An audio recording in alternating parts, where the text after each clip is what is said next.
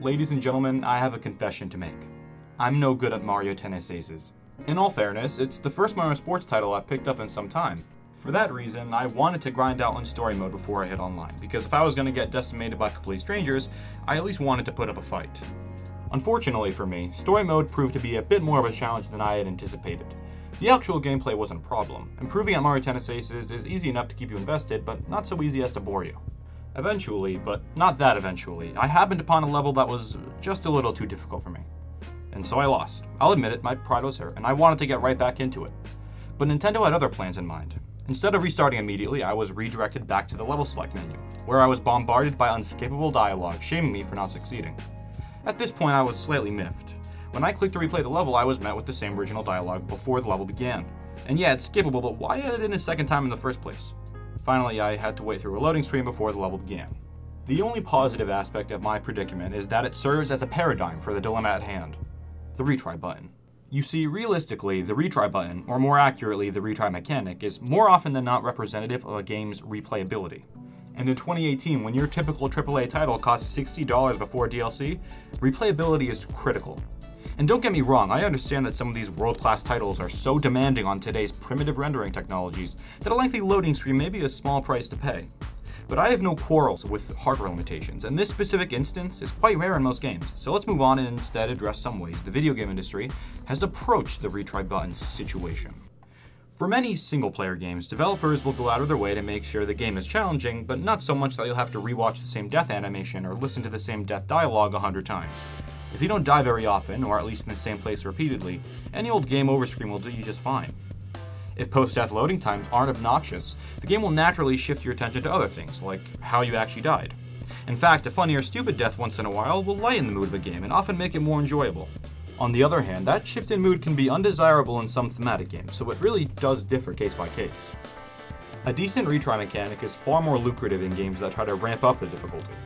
One mechanic that is used in both Dark Souls and Shovel Knight is losing all of the loot you're carrying when you die, and requiring you to retrace your steps in order to recollect your hard-earned in-game currency.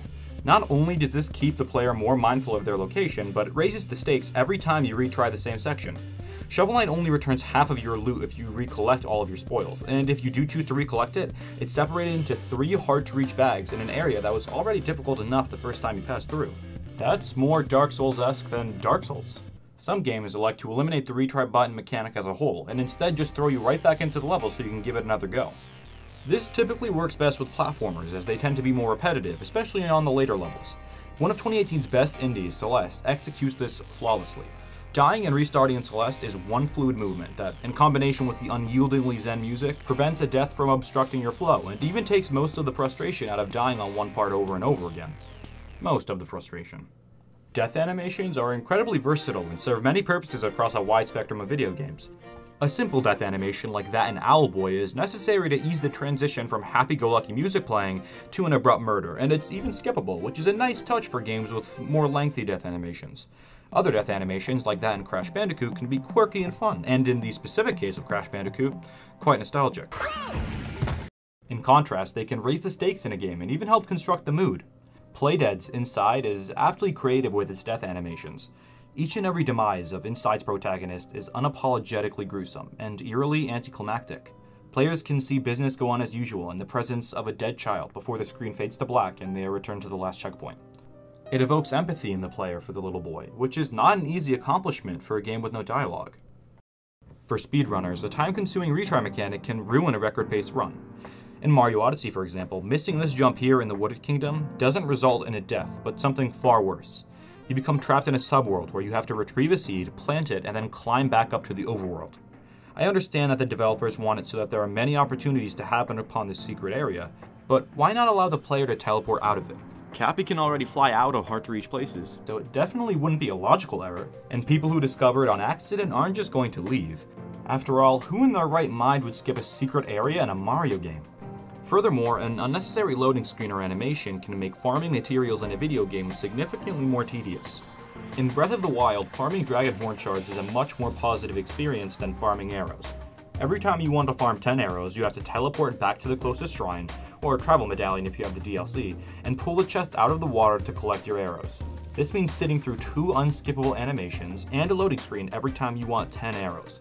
To farm dragon horn shards, you just set up a campfire and rest until morning, in between firing arrows at a dragon. Sleeping at the campfire is quick, calming, and there's even a pleasant jingle to go along with it. These examples are less so complaints than they are observations, but they're also proof that retry mechanics are highly devalued, even though when they're done right, they're a gift that just keeps on giving.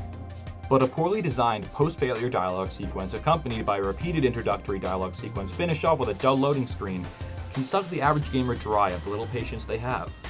Look, I understand a lot of work goes into ensuring the quality of more important aspects of a game, like the actual gameplay or the story. But in the modern day, there's no excuse for a major developer like Nintendo to not have a completely well-rounded game, and that includes a proper mechanic for restarting, even if that just means adding a retry button.